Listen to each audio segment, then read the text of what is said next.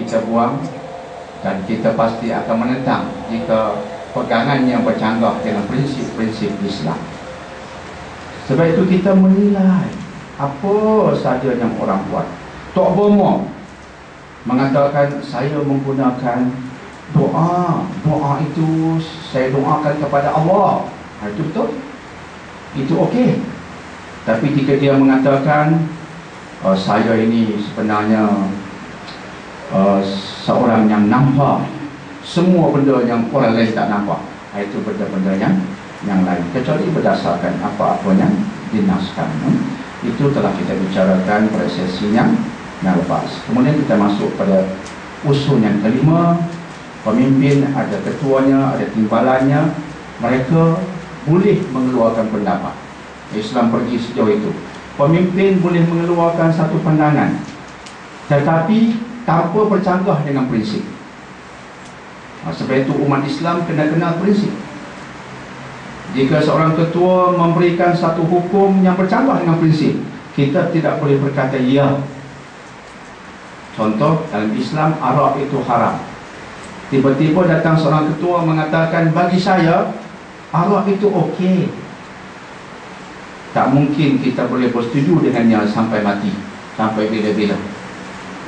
Tetapi jika dia berikan pandangan dalam hal yang tak ada dalil, dalam hal-hal duniawi yang Islam berikan pelonggaran, dia mengatakan zaman Nabi mereka naiki kuda dan unta. Zaman sekarang kita wujudkan teknologi baru, kita wujudkan teknologi automobil. Silakan. Islam kata bagus. Sekarang kita sudah letakkan teknologi nanoteknologi. Silakan. Tak ada masalah. Sebab dia menyentuh benda-benda ranting, benda pokok dengan kacau. Jadi umat Islam dalam hal itu merupakan umat yang jika dia mengikut dengan kefahaman. Umat Islam tidak akan menjadi pengikut membuta tuli. Yes, I follow you. I follow you not because I am your follower, but because I agree with you with knowledge. Ya, saya mengikut you, saya ikut you. Saya ikut you bukan kerana saya ini dilahirkan untuk menjadi pengikut you. Saya bukan dilahirkan dan Allah mengatakan saya pengikut you. Tidak pernah Allah isytiharkan seperti itu. Tapi saya mengikut you sebab saya bersetuju dengan you berdasarkan ilmu. Itu umat Islam. Umat Islam sebenarnya bukan pengikut membuta tuli. Dia tak boleh jadi pak turut. Tapi sayangnya hari ini umat Islam telah menjadi golongan pak turut membuta tuli. Apa barat buat dia ikut. Pakai baju berlubang di pusat, dia pun nak berlubang di pusat. Rambut dia perang, dia pun nak perangkan rambut. Nak ikut pak turut membuta tuli. Umat Islam sebenarnya bukan begitu. Dia akan ikut dari barat sekalipun, dia boleh ikut. Tetapi dia tapis. Ini nampak bagus. Teknologi ICT bagus untuk kehidupan, bagus untuk pentadbiran. Ini saya ambil. Tapi seks bebas, nilai-nilai negatif, itu saya buang. Sebab kami bukan pak turut membuta tuli. Kami ambil sebab kami mengkaji. Itu sebenarnya umat. Itulah umat yang Quran mahu. Itu berkaitan dengan usul yang kelima. Kemudian usul yang keenam berkaitan dengan perkataan selain daripada Allah dan Rasul. Bagi umat Islam, perkataan yang penting ialah perkataan Allah dan Rasul saja. Itu perkataan yang paling penting. Perkataan Allah ialah Quran, perkataan Rasul ialah hadis Nabi. Dua itu yang paling penting. Yang lain diterima jika selari dengan Allah dan Rasul, ditolak jika tidak selari dengan Allah dan Rasul. Ini penting. Ini penting. Bila anda faham ini, tak timbullah kalimat dia ni orang kuat doktor, dia ni orang kuat ustaz-ustaz tu. Tak timbul. Anda tidak Allah wujudkan untuk jadi hamba-hamba pada ustaz-ustaz ni. Sebab kalimat yang kita terima hanya kalam Allah dan Rasul saja. Kalam Dr. Daniel, kalam ustaz, ulama hebat mana pun tidak hebat. Allah Rasul di atas. Ingat itu. Jangan jadi pak turut membuta tuli pada sesiapa pun. Tapi turutlah Allah. Turutilah Rasulullah. Selamat. Kalam manusia yang lain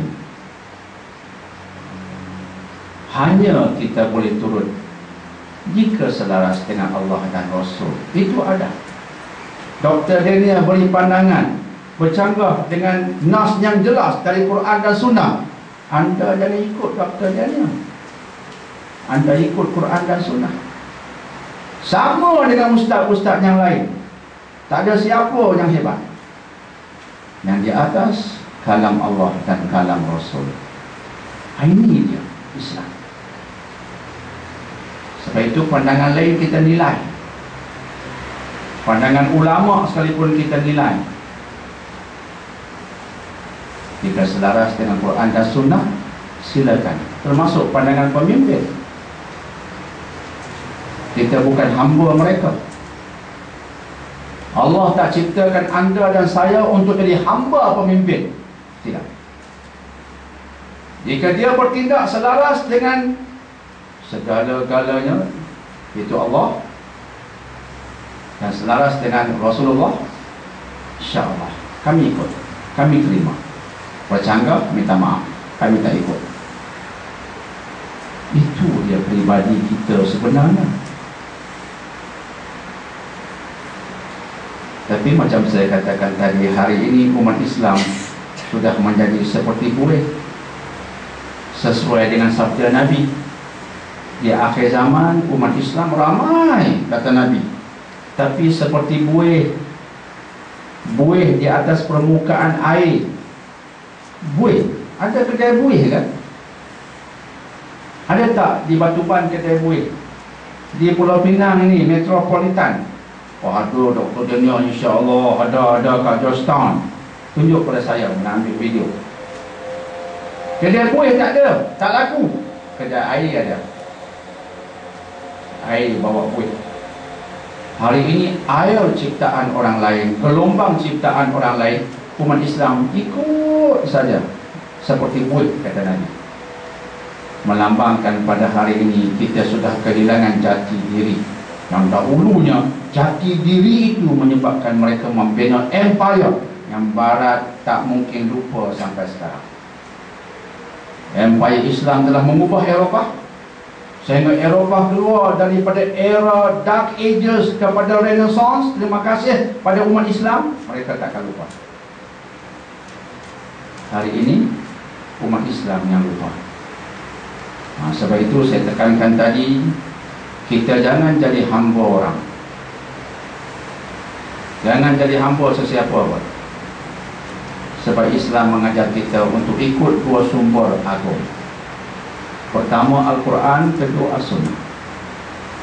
Pendapat yang lain daripada Quran dan Sunnah kita boleh ikut jika selari dengan dua yang kita sebutkan tadi, kita buang jika tidak selari, insya-Allah. Jadi itu merupakan polisi Islam. Polisi Islam, insya-Allah. Itu yang keenam. Kemudian telah kita bicarakan prinsip yang ketujuh, menceritakan bahawa ramai umat Islam ilmunya tak tinggi,